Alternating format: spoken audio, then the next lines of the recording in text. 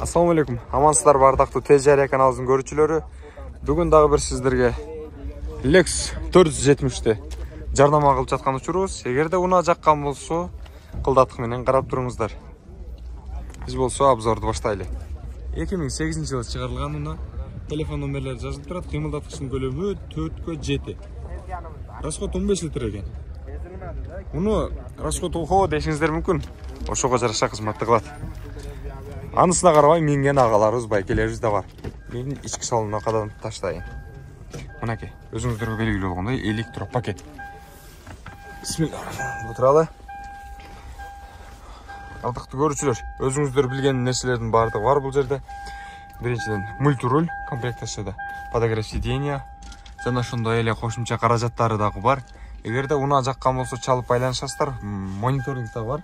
Анын сыңардай, аны менен биргеликте люк дагы бар. Көрүп турасыздар.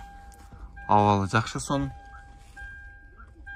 Унаанын дээрлик баардыгы сонун, идеально. Баасы болсо, баасы канча дедиңиз ага? 28 000 доллар.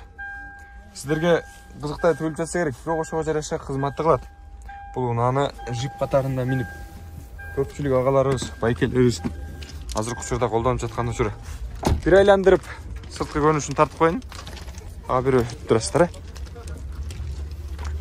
Мына. Көрдүңүздөрбү? Абалы сонун. Чалыңыздар, байланышыңыздар.